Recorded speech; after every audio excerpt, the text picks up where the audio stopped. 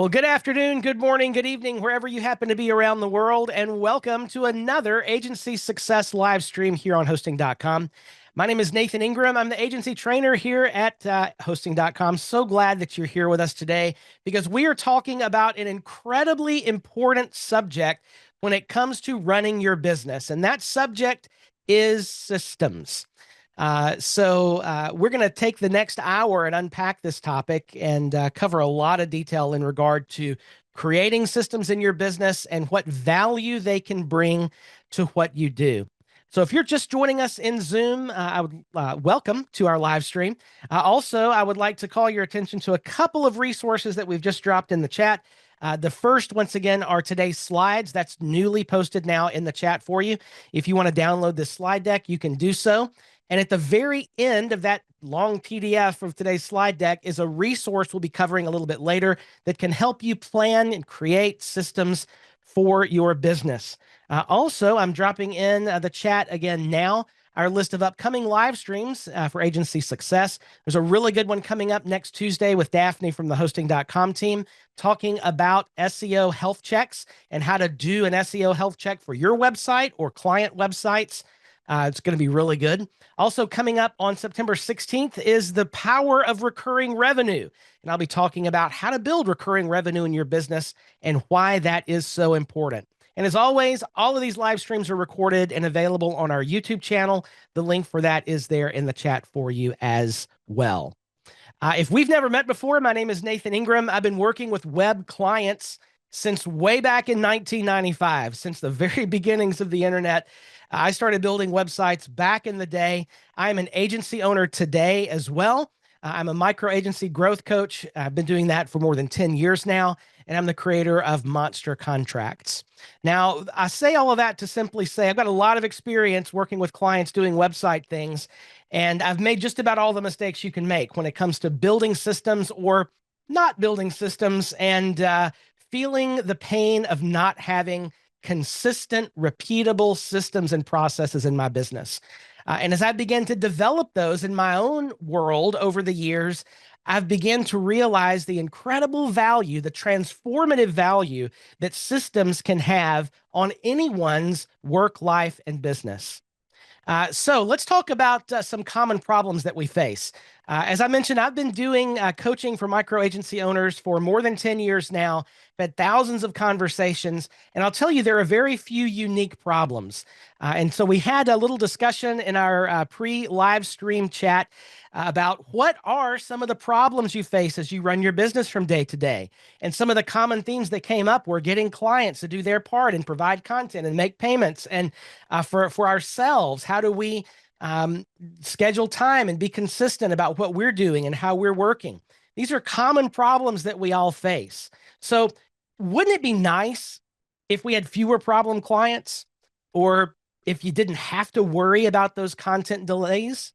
Or wouldn't it be nice if it took less time to do everything you do in your business and you were more accurate when you did it? If that sounds too good to be true, I promise you that it's not, because the answer to all of these things really is systems. In over 1,000 coaching conversations that I've had in the last 11 years, what I can tell you is virtually every frustration that you experience in your business can be addressed by repeatable systems. Virtually all of them. If you don't believe me yet, we'll check in again when we're finished and see if I might have persuaded you to view it this way. So here's where we're going to be headed over the next 40 minutes or so. We will have time, hopefully, for some Q&A at the end. And if you'd like to ask a question, I'd invite you to open the Zoom Q&A. You can drop in your questions there. And folks, you can watch those. And if you like a question that you see, just click the thumbs up icon and upvote those questions. We'll take those questions in the order of upvotes when we get to that time of Q&A. But here's where we're headed over the next few minutes. We're going to talk, first of all, what is a system? When we talk about systems and processes, what are those things? What are they actually? What is the value of having systems in our business? And then I'm going to give you an overview of a typical system in my business. It's my website development system, and you'll see how that works. Then we'll talk about, with that as sort of an example, we'll talk about how do you go about creating systems in your own business. And I'm actually going to give you a tool that will help you create systems in your business for all kinds of things. And then last, we'll talk about how do we refine our systems and make them better and better over time. So that's where we're heading. And let's begin with this question. What in the world is a system? This whole topic that we're talking about today. Let's make sure we're on the same page about what it is that we're discussing. So a system, in my definition, is a collection of processes, period. Like that's it. A system is a collection of processes. Think about it that way. And these are processes that power your business. And we use them for every client, for every project, every time. So system, collection of processes that power your business in everything that you do. You always use them. So what then is a process? Okay, if a system is a collection of processes, what is a process? Well, a process is a collection or combination of tasks, tools, and templates that you use to do your work. Okay, so you've got a system that is made up of lots of different processes, and every process is some combination of a task, a tool, or a template, or maybe all three, maybe two of the three, whatever it is for this process that it needs. But it's going to be some combination of tasks, tools, and templates. And you're going to use that to run your business consistently, every client, every project, every time. Now, here's a really important distinction the reason why systems are so important and why having systems is very distinct from not having systems. If you have systems, systems do not depend on knowledge that is locked in your brain. And that's such an important piece to grasp, because if you're like me at all, one of the big problems that I had in my business over the years was I started building websites because I enjoyed the tech and I was good at the tech. It was fun. I love to learn things and do things and build things. And I learned how to do things in my head, and I figured the things out as I went. But all of a sudden, one day I realized that I was forgetting things. You ever been at that point where, what am I supposed to do next? Or where was that setting? Or where? And then I read this wonderful book called The Checklist Manifesto. And there's actually a summary of the Checklist Manifesto that is the book I recommend that kind of takes some of the fluff out. You can read it pretty quickly. But the Checklist Manifesto will convince you that checklists are critical. And that was my first foray into this idea of systems. I started making checklists for everything and then combining those with templates and combining them with consistent tools that I would use all together every time for every client. And what I began to realize was now my business does not depend on something that's locked in my brain. There's now a repeatable process, a checklist. There's tools and templates that we don't have to figure out fresh every time. And now things start to run themselves. So a piece of incredibly important piece of advice that I was given by my business coach many years ago was don't be a hero. And what he meant by that was focus on process, not heroics. And he unpacked that for me. So look, it feels like to me, Nathan, as he's talking to me, it feels like to me that whenever a problem comes up, you put on your Superman cape and you swoop in and save the day. Wouldn't it be better if all of that knowledge was offloaded out of your brain and put into repeatable systems and processes? My goodness, it was a revolutionary thought, because now I could operate my business on intention, not intuition. Like up to this point, everything I did was just my intuition, what I think ought to happen or how things ought to go or whatever, instead of being very intentional about the processes that we were going to follow. What I quickly learned was, as my business began to grow, is that intuition doesn't scale. Like if I was going to bring on a team member to help, and the first person that I brought into my team was someone to handle client trouble tickets. And she didn't have any idea where anything was or how sites were built for clients because it was all locked in my noggin up here. And it was all intuition. I just had to know. I was the hero. I'd have to put on my cape and swoop in and save the day. And that intuition doesn't scale. And so I had to get all that stuff out of my head and start to put it down in documentation and processes that became the systems that run my business. The other thing about intuition is not only does it not scale, it also doesn't sell. So if I were to get ready to sell my business and everything about all of my clients was locked into my head, then there's a problem. Then there's a problem. There's not as much value in my business as a result of that. And we'll talk about that in just a little bit. So that's a system. It's a collection of processes, and every process is some combination of tasks, tools, and templates. All right. So that's where we're heading. And we're going to unpack all of this over the next several minutes together. So why is this important? What value does systems bring to my business? Now, I am in Birmingham, Alabama, and if you know anything about the area in which I live in the southeastern United States, we are big on college football.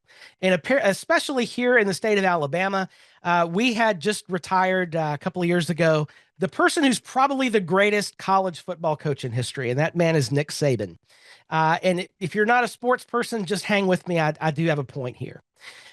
In the course of this man's career, he was 206-29. In other words, he won 206 games, lost only 29 games.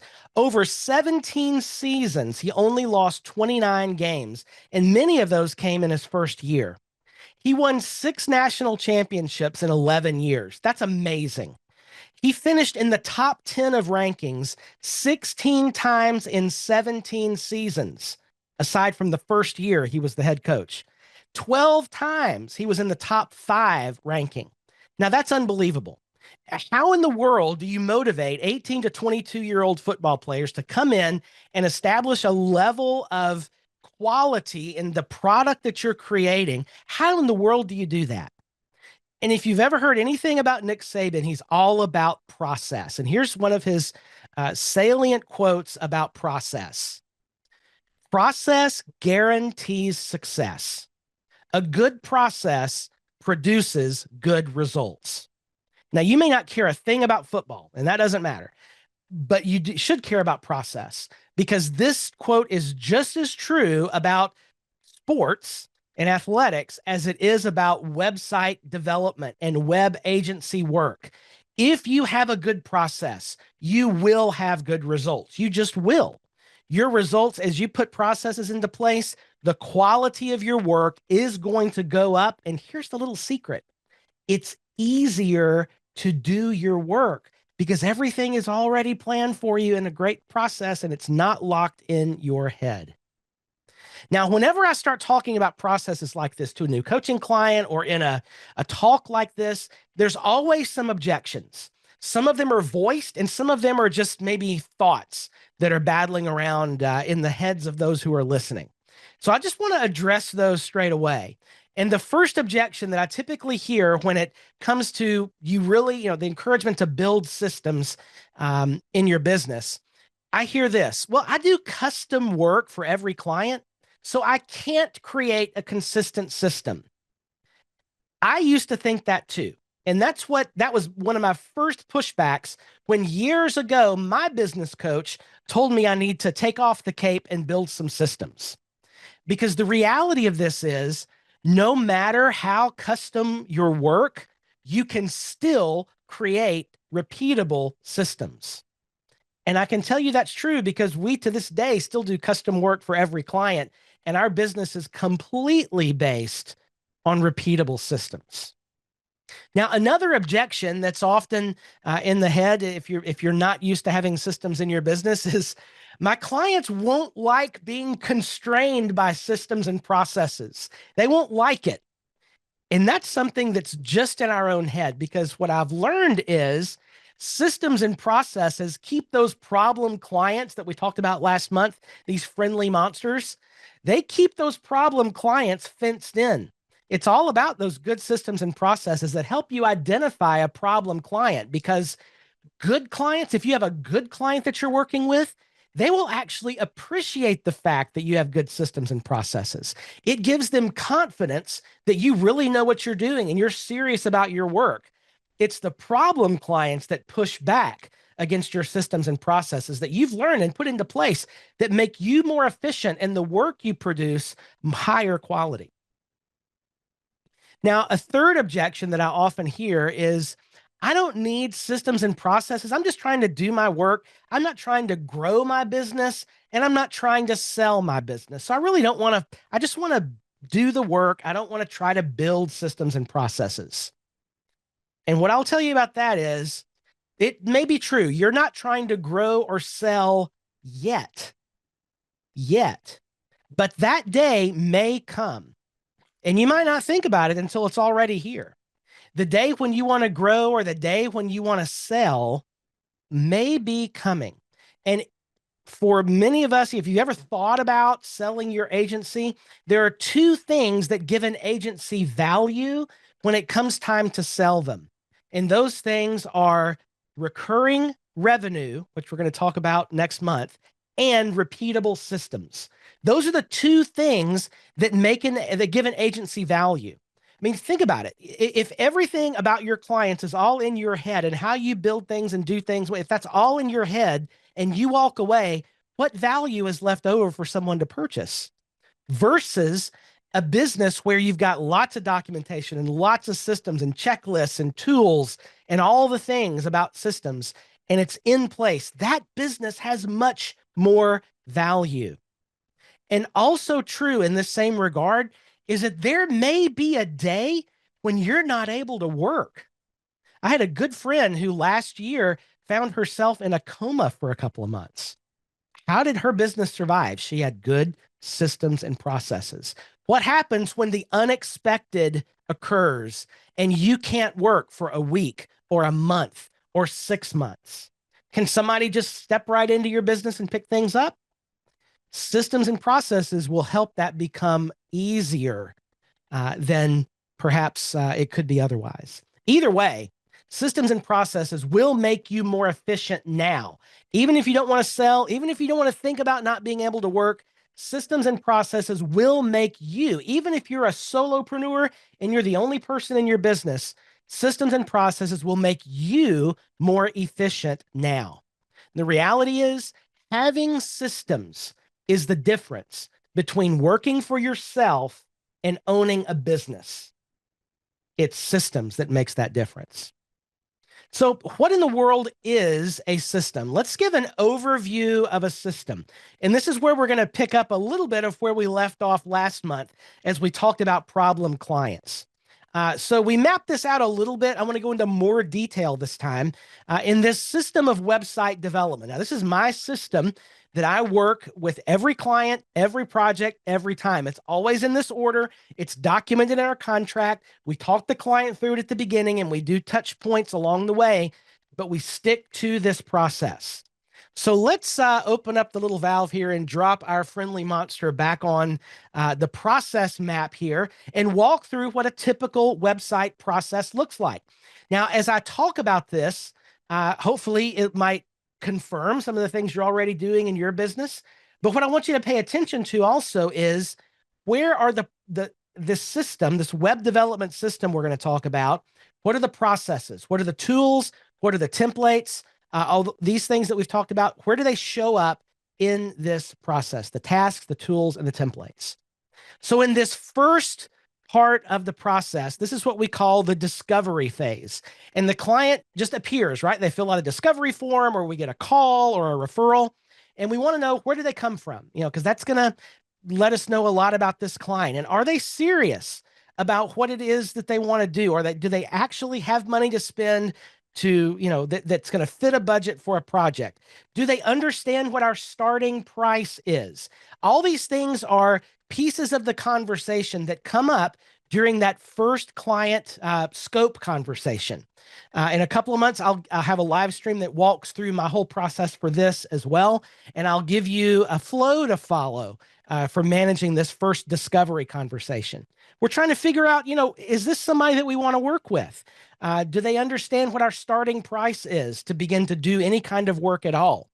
We're always going to require a discovery form.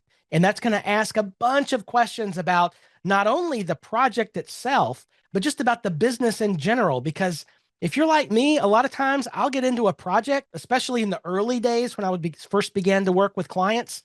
I would realize all of a sudden that these people aren't even ready for a website. They need marketing help. Like they can't even articulate what their value is to their ideal client, if they even knew who their ideal client was at all to begin with, right? So there may be that we need to do some marketing assistance, or if you're not able to do that, bring in a marketing professional to help. So all these things need to be asked, and there's a checklist that I follow for every client scope conversation like this in order to make sure all these items are covered. And that happens in a discovery meeting. Now, in this discovery meeting, we're there for a limited time. This is not something that's going to go on for hours and hours because they haven't made any commitment to work with us yet. So we're going to limit this to about an hour of time. We're going to ask a bunch of questions to unpack all the things we need to know about this business, and are they a good fit, and do they have budget, and so forth. And all these things, again, it's in a checklist. It is a template that we use for every client discovery conversation. And I leave that discovery call with two goals. First, is this a client we want to work with? Should I write a proposal to build a website for this client? And that's not a given, at least for us. We've learned a long time ago, it's allowing a bad client or somebody with red flags that pop up in this call. Bad clients are never worth the hassle. They're never worth the mental and emotional capital that you have to invest in them.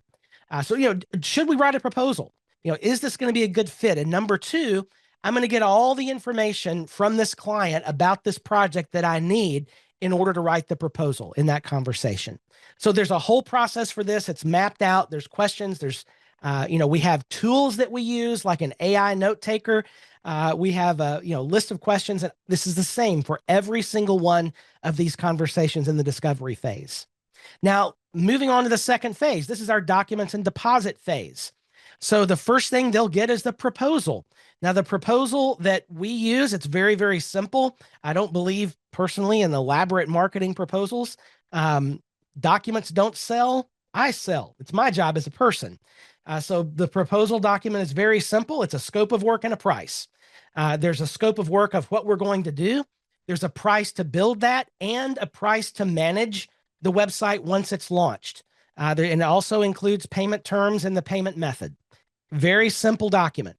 It's templated. There are pieces of that proposal that I'll copy and paste from a template proposal based on what the kinds of things are we're going to build for that project.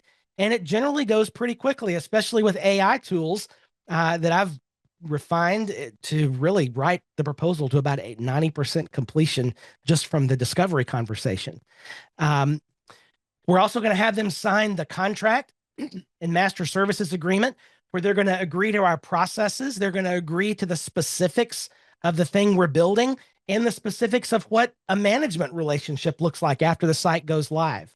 Then we're going to get their deposit, which is generally 50% of the project cost. It is non-refundable, period. We just had an issue about that come up in the last office hours about refunding payments that clients had made. So all these things they're included, they're discussed in this documents and deposit phase. There are templates that we use for our proposal and for the contract for every client, every project, every time. So we advance on then to our content phase. Now, we always do content first, period. Content is always the first step of the process. We're going to start with content definition, like what is it that we're trying to build here? We're going to start with move then into content architecture of how the site is going to fit together. And then we give them a content guide, which is a portal where they can go in and add their content to the site. Now, again, the tools for doing this are not important necessarily to this conversation, but the point is we have a set of tools, a set of processes, a way we do content architecture. We always start with content first. It's the same for every client, every project, every time. We're not reinventing the wheel. We're not strapping on a cape and swooping in to save the day, because we have a system that we follow every single time. Now, once the content is created, we move into the design phase where we're going to give them a visual rendering of the homepage, maybe one of the handcrafted pages, like a services page that's really nicely designed. A standard page is just a simple single column of text for basic pages. And then what the blog post is going to look like if they have one of those. And they're going to sign off on that design. They're going to sign off on the colors and typography that are used, the design language, how it looks and feels. And they do that on a design approval form. We don't move past design into development until the client has completed that form and agreed that the design is approved and that revising items in the design will result in additional charges once we get past this approval point. So the design is approved. We move the client right on into our development phase, where we start every single site from our base site, which is our theme and plugin stack. It's set up as it's just hosted, and we replicate that through a process. We have a spin up checklist where we go through and set the site up for the client step by step. But all of our sites are built on that same first base site. We're not installing WordPress every time and adding our plugins every time. We've done that once, then we replicate that. So it saves a ton of time, but it's all part, again, of the process where we have a tool, our base site, that we use for every single client. We render the design, we enter the content, and we create the functionality that the client needs as far as the scope of work is concerned. When it's completed, we walk the client through it. Now, this is something I've learned the hard way over the years. We have a call. We walk the client through the site to explain all the things that we've done and how it meets the scope of work. And the client can either offer revisions or they can complete the launch approval form. Again, this is super important. When the client, something needs to happen in your process so the client understands that development is over and we're now into management phase. And so the rules of our website management come into play. We're no longer building the website. We've passed into this new relationship. And our launch approval form is the way we do that. We get the final payment, and then we run through a very well-refined launch checklist that we've built over the years. It takes a couple hours to run that. There's about 80 things on that checklist that it's basically all the mistakes we've ever made in launching websites for the last 30 years are on this checklist. So we don't do them again. So we follow that process. Again, we don't have to think about it or remember these things. It's just on the checklist. And then we move them into the management phase. So we drop them in the management bucket. And now another system takes over, which is our management system that has 4 parts. The acronym HUBs: hosting, updates, backups, and security. And we have systems to do each one of those things. Now, we do this for every single one of our clients. And every time a client goes through this process, we drop them in the hosting bucket, and there they are. And we continue to run this management system. It's every project, every client, every single time. So that's how a system can work. Now, that's a pretty complicated system.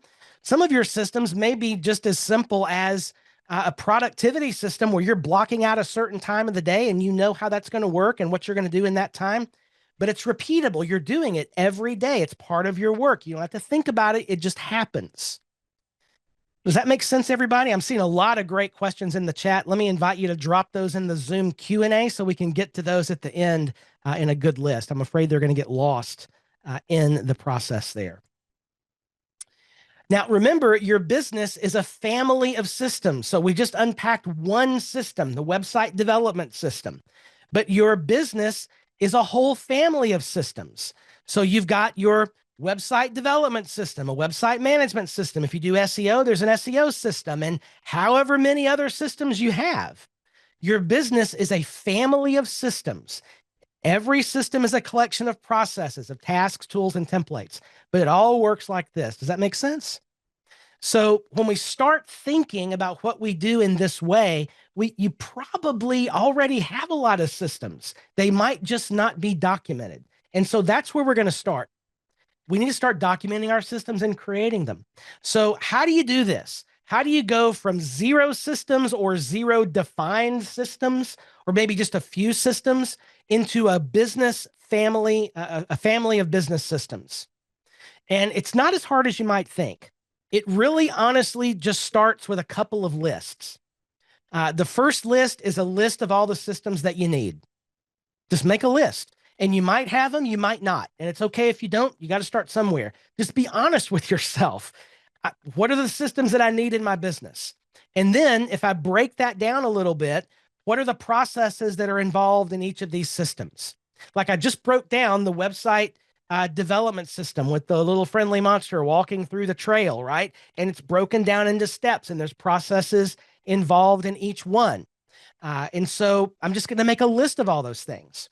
Now, here's where a lot of times those of us that self-identify as geeks we get off track. We get off the track. Let's start with paper, not with software. Software is not the answer. Okay. Like, for example, if you, like me, let me just say this. Yeah. If you, like me, have ever looked at an AppSumo deal and it's the new shiny thing on AppSumo and it's the answer to all of your systems and process problems, I guarantee you it's probably not. If you think that software is going to solve this problem, it won't. It won't. Okay. Start with paper, not with software, because inevitably what will happen is you'll spend a ton of time trying to get your systems and stuff in this new shiny piece of software, and it won't be all that you want. And so your systems never get quite finished. It's better start on a whiteboard, start on paper, whatever. Just don't start with software. Software is not the answer. Plan your process first. Now, let me unpack how you do that. So we said each process is a collection of some combination of tasks, tools, and templates. So let's talk about those for a minute. We'll start with tasks. So for every task involved in a system, now, if we rewind a minute and you think back through the friendly monster walking through the little pathway, there's a ton of things that needed a checklist, right? Like how we spin up our website, the checklist of questions that we ask in the discovery conversation, the launch checklist. There's so many checklists, right? So if there's a task, I want a checklist for the task. In other words, if it depends on your memory to do this thing, write it down, make a checklist, and write it like somebody else is going to follow it. Even if there's nobody else in your business but you right now, write the checklist like somebody else is going to follow it. In other words, link off to things that you need to link to, or drop in a screenshot or whatever. Write it like someone else will follow it. Use videos whenever you can.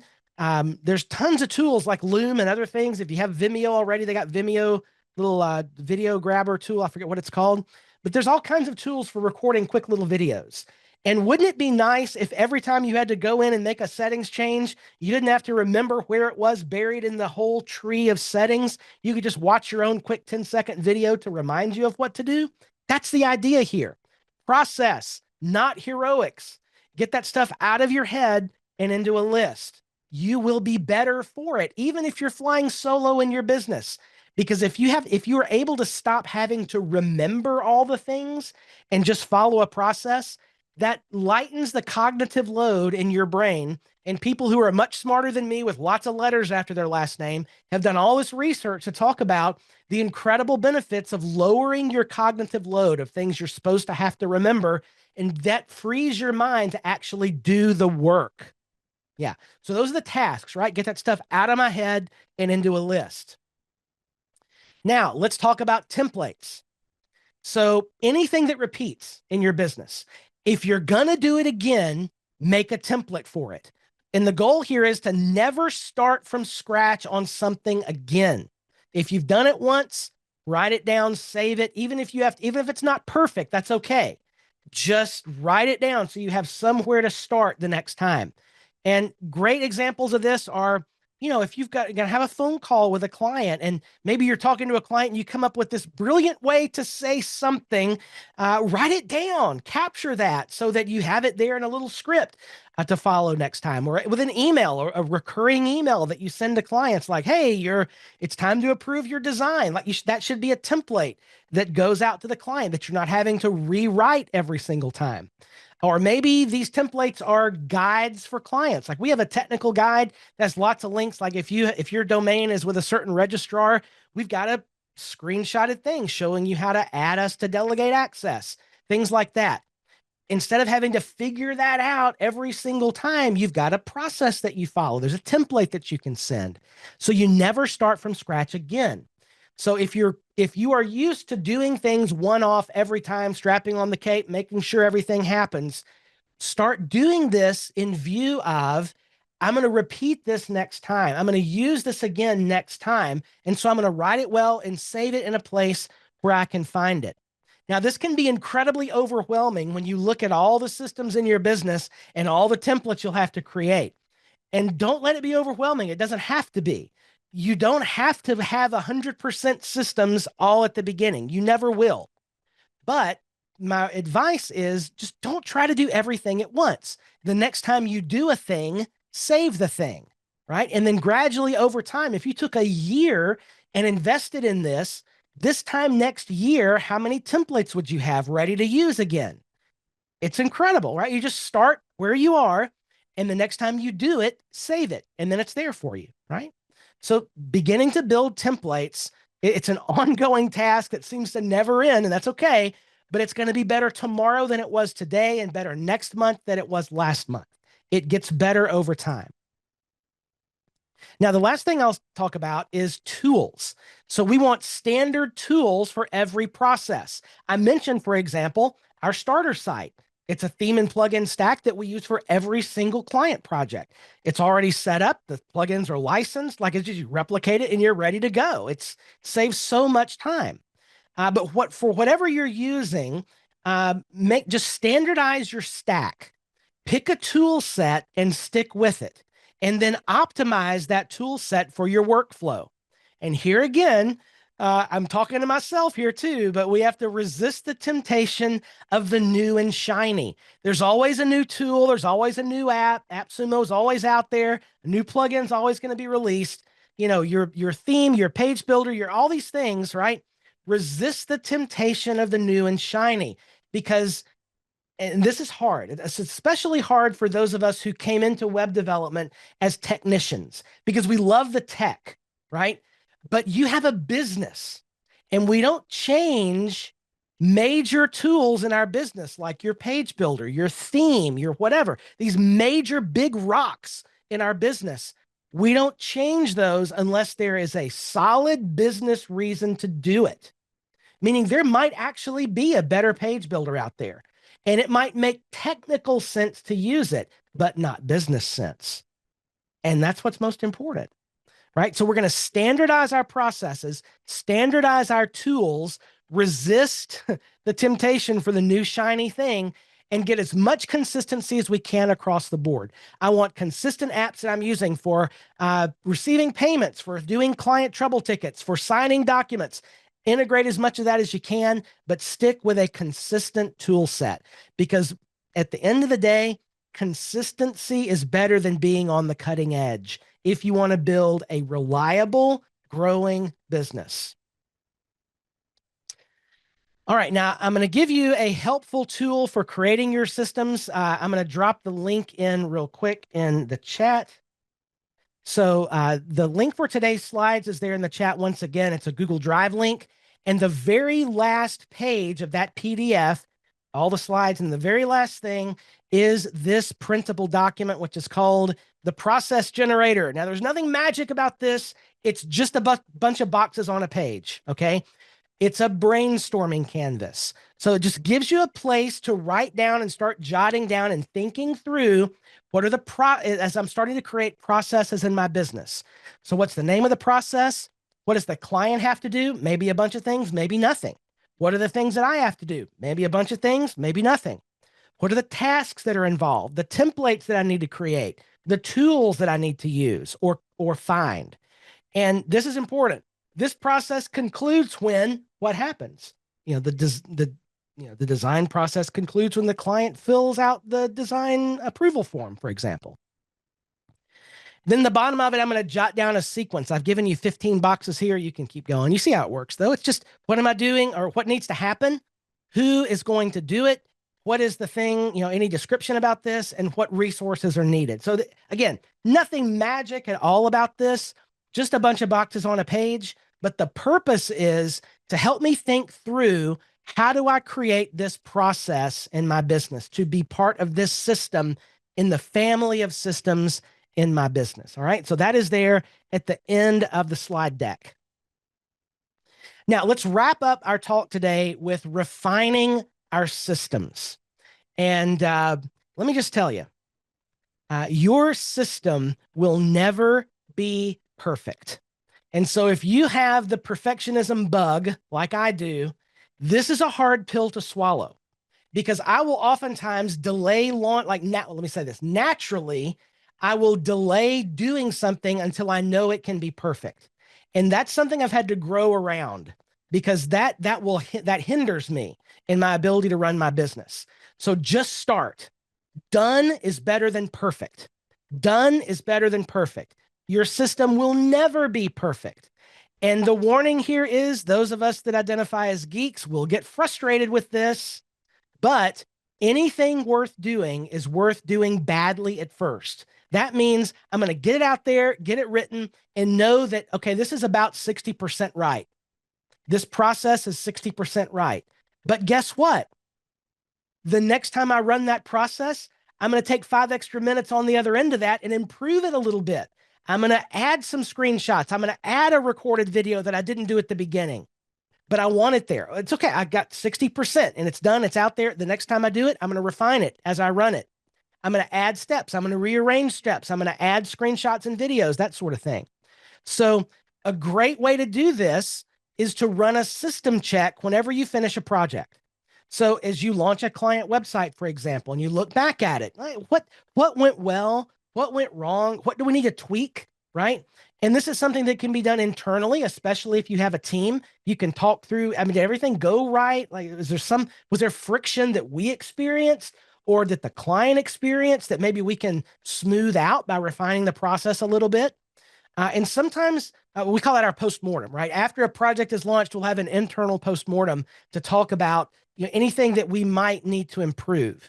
And it's also helpful to have an after action interview with clients.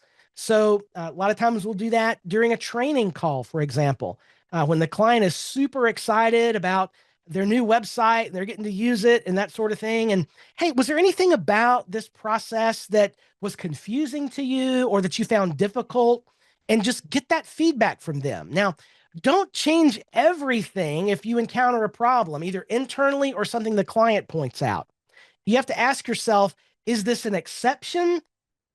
Like, was there something particular about this that probably wouldn't happen in 9 out of 10 cases? Okay, I'm not going to change everything because of that. Or is this, the client has put their finger on something that probably all of our clients have experienced, and we can make this better, right? So we have to differentiate between those two things. Don't change everything just because a problem comes up. But if it is really something that's going to be normal, yeah, let's improve our process. Folks, systems take a lot of work, but they are absolutely worth it. We've talked about what a system is, how they kind of look, how to build one, and how to refine it. They are a lot of work, and it's something that takes time to create in your business. But if you'll invest the time, they are absolutely worth it in the end. So let me ask you this question. If you, for example, were to focus on systems for the next 6 months, the next time you do a thing, save a thing. Take some time and write down lists and checklists and save those somewhere and refine them as you run them and gradually make it better. If you did that for 6 months, how much different would your systems be? How much better would your business be? Because you had way more systems 6 months from now than you did today. They say, what's the best time to plant a tree? 30 years ago. But what's the second best time to plant a tree? Is today, right?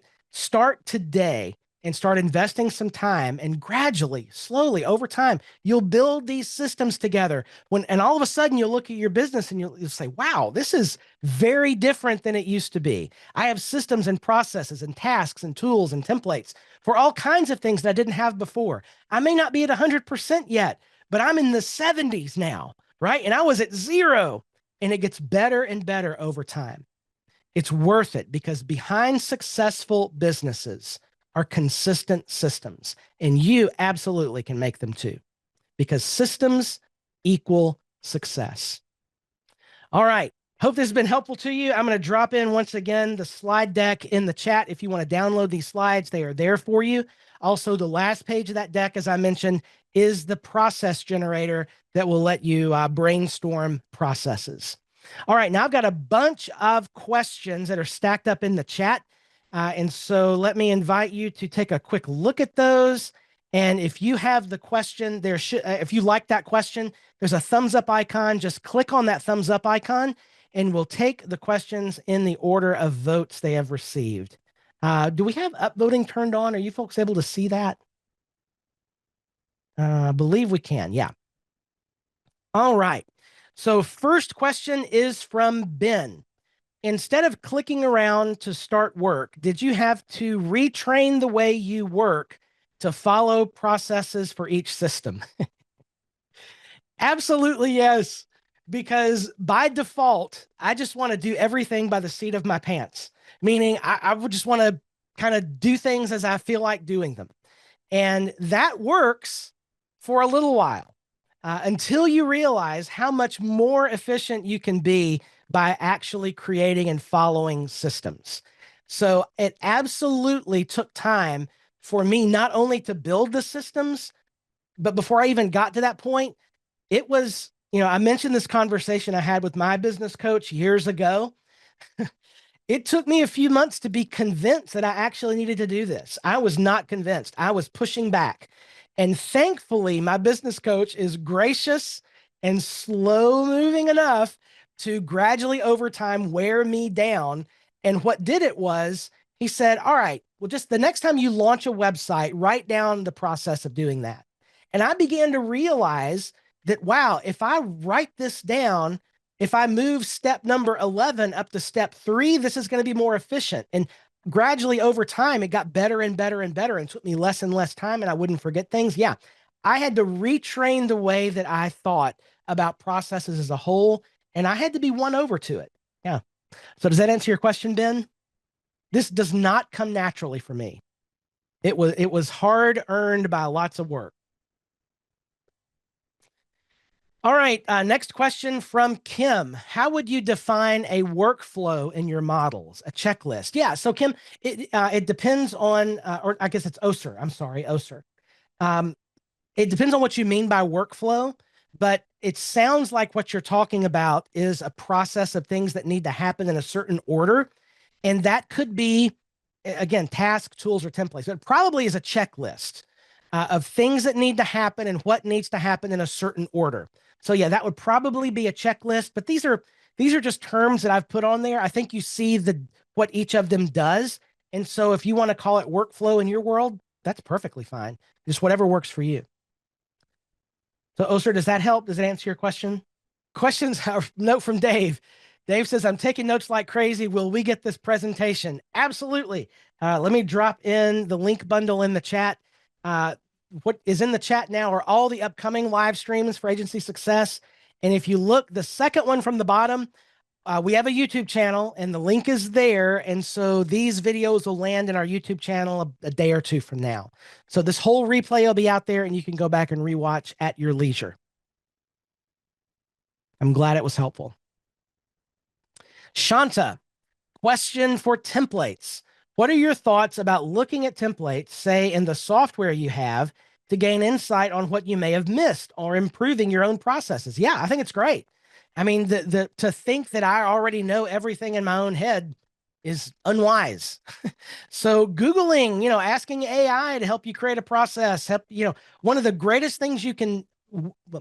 greatest ways to use an AI tool, for example, is to drop in your process when you get it, kind of mapped out, and ask it to look at this and make suggestions on how you ought to improve it.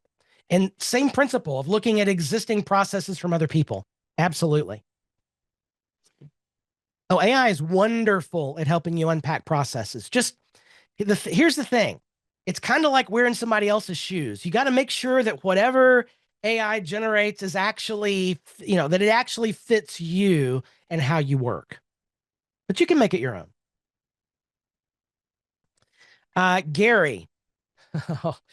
Oh, Gary, this is a great question. Are you leveraging multi-site in WordPress for your clients? And the answer to that question is no. No, because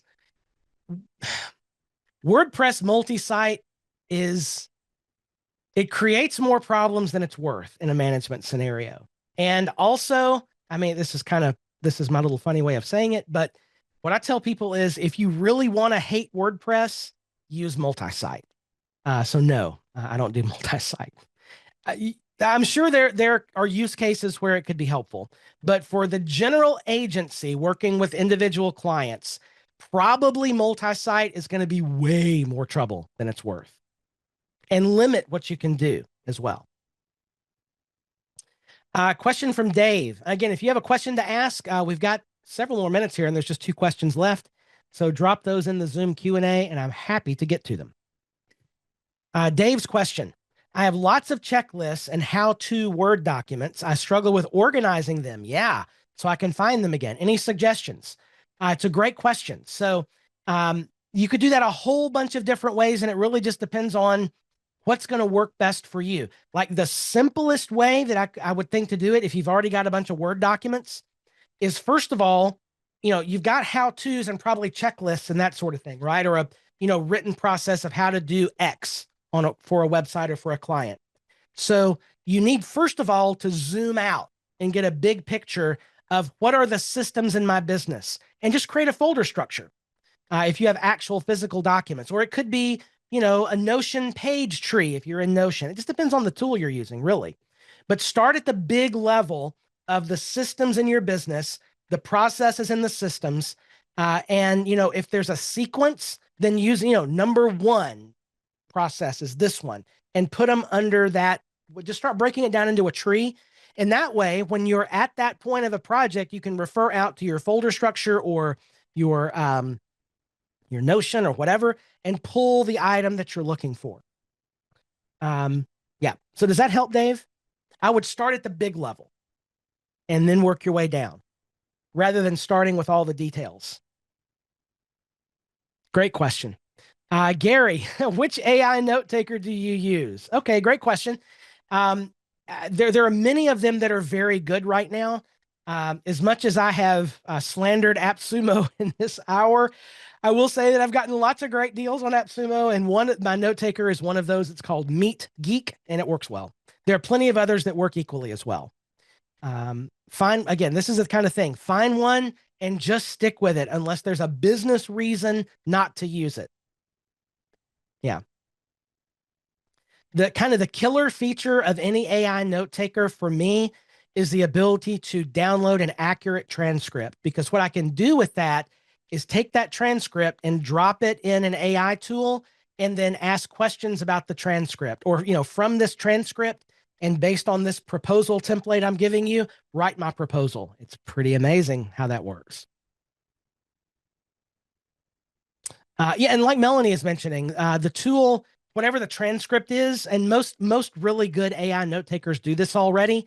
But like if I scroll down in the transcript, I can click a word and the video jumps to that point. Those are simple things. But most of the AI note takers will do that these days. Elizabeth is asking, is the note taker an audio file? No, it's actually, you can download various versions, like download the video or whatever, but it's actually in the app so that, the video is synced to the transcript and so forth. Raheem, would you care to share what tool you use to convert your discovery document to a proposal? I just use ChatGPT. So I have I have refined a chat GPT project over the last 2 years or so, with a way, it understands what the format I like my proposal in, and it understands what's coming over from the discovery transcript, and it knows what questions are typically in a discovery transcript, and it will output in chat GPT the text for the proposal. Now I have to move it into the proposal, and I'm usually editing a few little things, but it cut down the amount of time that's needed to write a proposal from hours to like 15 minutes. It's crazy. Yeah. That might be worthy of a live stream at some point. All right. That was the final question. Any other questions? You can just drop them in the chat if you'd like to. Oh, here's one. Auxilium, what do you use for creating the proposal since none of them seem to work for us? Okay. So, all right. There will be a whole live stream at some point in our agency success series about proposals and contracts. But here's what I'll tell you about proposals. Most proposals that I've seen are far too wordy, far too long, contain gobs of marketing details and why choose us. And I just don't do that. And so the tool I use for my proposal is, you ready? Microsoft Word, period. And I create a PDF and I upload it to my document signing system. My proposal is super simple. It's a scope of work, the price to build it, the price to manage it, and sign here. That's it. The document, if you're relying on the document, and what I'm assuming you're talking about, Auxilium, is tools like Better Proposals and things like that, which are great. I mean, they're great tools. But inevitably, when a client gets a proposal, what are they going to do? I mean, it might be 30 pages long, and it's a bunch of marketing fluff, and the price is on the last page. What do they do when they get that document? They flip right to the last page. And you've wasted all this time creating this document, and they don't even read it. So just write a document they're going to read that's super simple, scope, price, sign here. Yeah. I may have started a soapbox that you weren't looking for. Sorry about that. Does that answer your question, Auxilium? It's just a document sign and a PDF output from Word.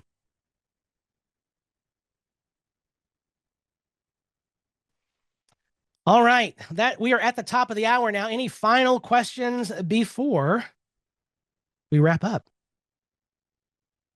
Oh, Greg. Okay, now that's a great point. Thank you, Greg. Would that work for large projects like 100,000 to 1 million?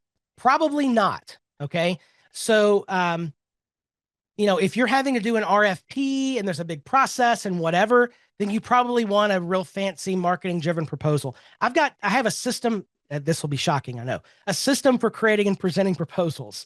And we just, as a rule, I've gone through RFP processes in the past, and that's just not where I want to live. I don't want to be in this competition with 80 different companies or whatever.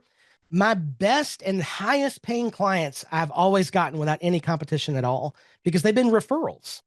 And so we're going to talk about that. All this is coming up on Agency Success in the coming months.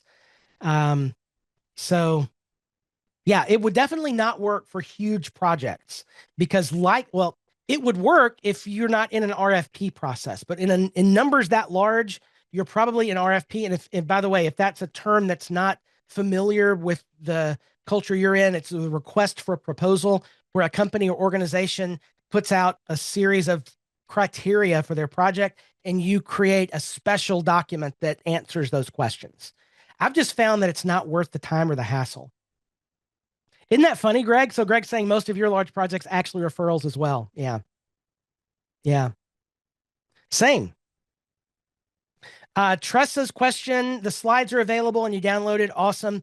The recording will be available on our YouTube channel. I'm going to drop that link in one more time. The link bundle is in the chat now, and it is the next to the last link, or just go on YouTube and search for hosting.com. You will see our YouTube channel, and there is an agency success playlist in the hosting.com YouTube channel. And so that's where all of our recordings and live streams go. So Tressa, hopefully that helps. All right, everybody, I'm going to wrap it up for today. I'm super happy this was helpful for you. We're back every Thursday, office hours here on hosting.com. The link to join office hours was in that great big link bundle I just dropped in as well. It's a free live stream every week. You can ask any questions that you want, and we will do our very best to answer them. That is every Thursday at this same time, 2 p.m. Eastern. So I'll see you back here on For Office Hours on Thursday here on Agency Success with hosting.com. And until then, we will hope you have a great rest of the week. And we do go further together.